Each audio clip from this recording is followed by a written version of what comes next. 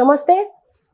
మంత్రి రోజా 40 లక్షలు తీసుకొని ఒక కౌన్సిలర్‌ని మోసం చేసింది అని చెప్పేసి ఒక ఆరోపణ వినిపిస్తుంది.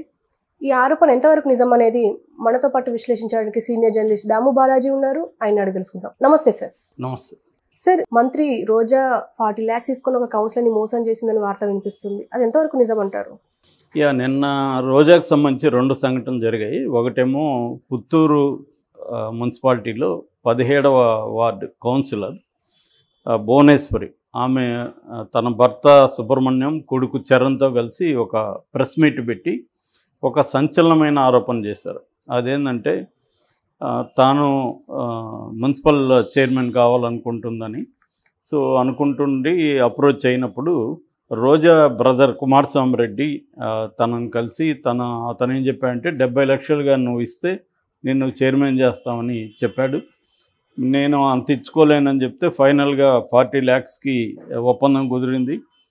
40 lakhs నేను విడతల వారీగా ఆయన పంపించిన వ్యక్తికి ఇచ్చాను అని ఆమె చెప్పి ఒక వీడియో కూడా రిలీజ్ చేసింది. ఆ వీడియోలో ఒక వ్యక్తికి ఈమె 20 లక్షలు ఇస్తుంది. ఆ 20 లక్షలు తీసుకుంటున్న వ్యక్తి కుమారస్వామి రెడ్డి పంపించిన వ్యక్తి అని ఆమె వీడియోలో చూపించింది. ఇది ఒక రకంగా సంచలనం అని చెప్పాలి రోజా మీద. ఎందుకంటే ఇప్పుడు 5వ విడత లిస్టు రెడీ అవుతోంది. అందులో రోజాకి టికెట్ ఉంటుందా లేదా అన్న ఒక చర్చ నడుస్తున్నప్పుడు రోజా మీద డైరెక్ట్గా ఒక కౌన్సిలరే 40 లక్షలు వాళ్ళ బ్రదర్ తీసుకున్నాడు. తర్వాత నేను రోజాని కాంటాక్ట్ చేస్తే కూడా ఫలితం లేకపోయింది. ఫైనల్గా నేను వెయిట్ చేశాను, 2 ఏళ్ళు వెయిట్ చేశాను. 2 ఏళ్ళకి కూడా నాకేమీ చైర్మన్ది ఇవ్వలేదు, వేరే వాళ్ళకి ఇచ్చారు. అప్పుడు నేను నిలదీస్తే నువ్వు ఎలక్షన్లు అయినాక ఇస్తామంటున్నారు, లేదు నా డబ్బులు నాకు ఇచ్చేయండి అంటే ఫైనల్గా 29 లక్షలు ఇస్తామన్నారు. కనీసం అదన్నా ఇవ్వండి అంటే అది కూడా ఇవ్వలేదు అని ఆమె ఆరోపణ చేసింది. అంటే ఆల్రెడీ రోజాకి ఇబ్బందులు ఉన్నాయి. నిన్ననే ఇంకొక సంఘటన కూడా జరిగింది. అదేంటంటే నిండ్రా వడమాలపేట జడ్పీటీసీ మెంబర్లు ఇద్దరు, నిండ్రకు సంబంధించిన మురళీధర్ రెడ్డి, వడమాలపేటకు సంబంధించిన మల్లీశ్వరి, వీళ్ళిద్దరు కూడా రోజాకి టికెట్ ఇస్తే మేము ఓడిస్తాం అని అనౌన్స్ చేశారు. ఇద్దరు కూడా వైసీపీ వాళ్ళే. అంటే రోజాకి నేను గతంలో కూడా చెప్పినాను, మామూలుగా మనం ఇంట గెలిచి రచ్చ గెలవాలనే ఒక సామెత ఉంటుంది. రోజా రివర్స్లో రచ్చ గెలుస్తుంది కానీ ఇంట గెలవడం అనేది ఆమెకి లేకుండా ఉంది. సో రోజాకి ఏంటంటే అక్కడ నగిరి నియోజకవర్గంలో నగిరిలో కూడా ప్రాబ్లమ్స్ ఉన్నాయి. నగిరిలో ఈడిగ కార్పొరేషన్ చైర్పర్సన్ కేజే శాంతి, ఆమెకి రోజాకి మధ్య తీవ్రమైన గొడవలు ఉన్నాయి. గతంలో జగన్ వచ్చినప్పుడు కూడా ఇద్దరికి షేక్ హ్యాండ్ ఇచ్చి కల్పించాడు కానీ అదేమీ పనిచేయలేదు. ఎందుకంటే వాళ్ళ హస్బెండ్ ఇంతకుముందు మున్సిపల్ కార్పొరేషన్ నగిరి, ఆయన కేజే కుమార్, ఆయనకి రోజాకి పడదు, వాళ్ళ వైఫ్ శాంతి. సో వీళ్ళకి అక్కడ లోకల్గా బలం బాగానే ఉంది. అట్లాగే కొప్పేడులో చక్రపాణి రెడ్డి అని ఉంటాడు, ఆయన శ్రీశైలం బోర్డు చైర్మన్. కొప్పేడు అంటే ముందు నుంచి కూడా చెంగారెడ్డి అంటారు, రెడ్డివారి చెంగారెడ్డి. ఈ రెడ్డివారి చెంగారెడ్డికి అక్కడ స్థానికంగా బాగా బలం ఉంటుంది. ఆయన చాలా కాలం మినిస్టర్గా కూడా పనిచేశాడు కాంగ్రెస్లో. ఆయన కాంగ్రెస్ వాది అనమాట.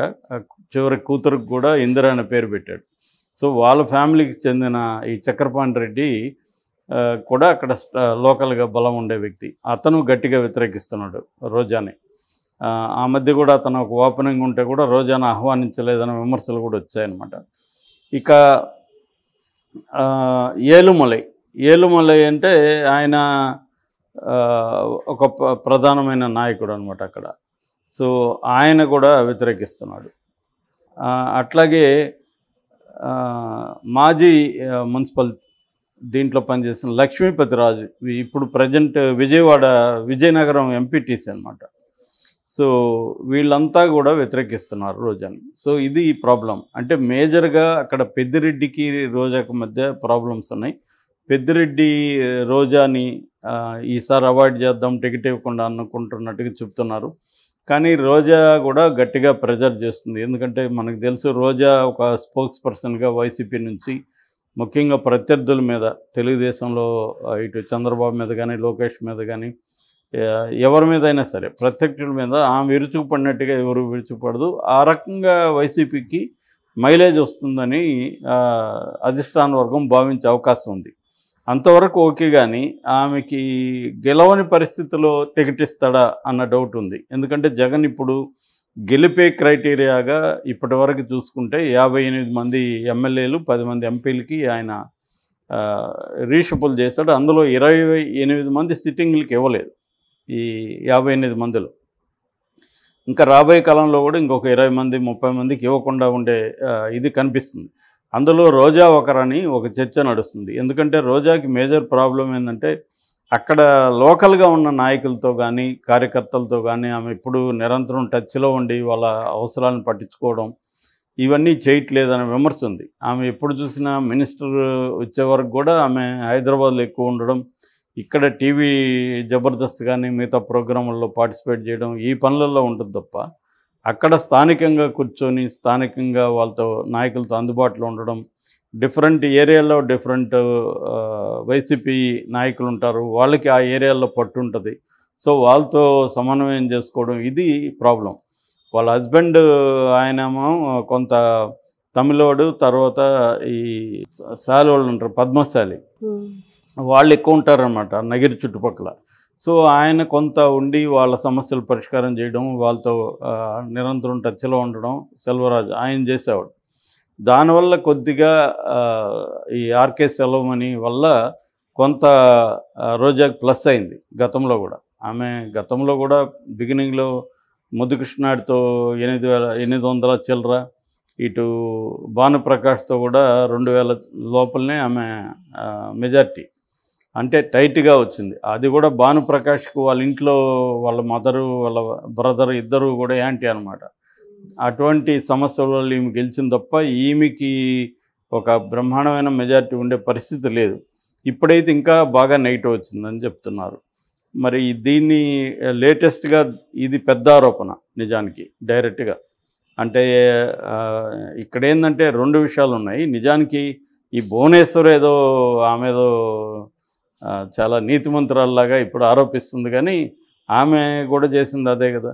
ఆమె 70 లక్షలు అడిగితే 40 లక్షలు ఇస్తాను నన్ను చైర్మన్ చేయండి అంటే ఆమె కూడా తప్పే. ఇప్పుడు నిజానికి ఆమె మీద కూడా కేసు పెట్టాలి. లంచం ఇచ్చిన నేరమే, లంచం తీసుకున్న నేరమే మన ఇండియన్ ఐపీసీ ప్రకారం. సో ఆ రకంగా నిజానికి ఆమె మీద కూడా పెడితేనే అది కరెక్ట్గా ఉంటుంది. ఇప్పుడు ఎందుకంటే నేను లంచం ఇచ్చాను నాకు రిటర్న్ ఇవ్వలేదన్న ఆరోపణ తప్ప ఇంకేది కాదు ఇది. సో ఒకవేళ ఆమె చైర్మన్ ఇచ్చేసి ఉంటే సైలెంట్గా ఉండేదిగా. కాబట్టి ఏంటంటే ఈ రాజకీయాల్లో లంచాలు అనేవి వెరీ కామను. ఇప్పుడు కుదరనప్పుడు వీళ్ళు గొడవలు వస్తున్నాయి. అది కూడా ఇప్పుడే ఎందుకు టైమింగ్ కూడా అంటే ఎప్పుడో ఆమె ఇచ్చింది, ఎలక్షన్ల దగ్గరకు వస్తున్నాయి, ఈమె టికెట్ ఇస్తున్నారా లేదా అనేది ఉంది. మేబీ దీని వెనక కూడా పెద్దిరెడ్డి హస్తం ఉండే అవకాశం ఉంది. ఎందుకంటే రోజాకి ఎట్టి పరిస్థితుల్లో టికెట్ ఇవ్వకూడదంటే రోజాకి బలంగా వ్యతిరేకతను క్రియేట్ చేయాలనేది ఉండొచ్చు. ఆ రకంగా ఈ అస్త్రాన్ని ఉపయోగించారని మనం అనుకోవచ్చు.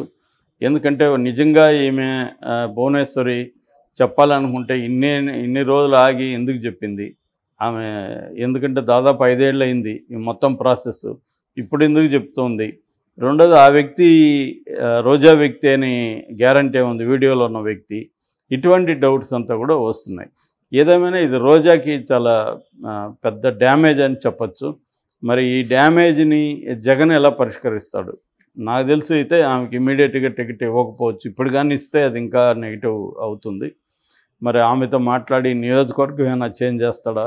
ఎందుకంటే ఈ మధ్య ఒక నియోజకవర్గంలో కొంతమందికి ఇబ్బంది ఉన్నప్పుడు వేరే నియోజకవర్గంలో గెలుస్తారనుకున్నప్పుడు అక్కడికి రీషఫుల్ చేస్తున్నాడు జగన్. సో అటువంటివి ఏమన్నా చేసే అవకాశం ఉందేమో అనేది చూడాలి బేసిక్గా.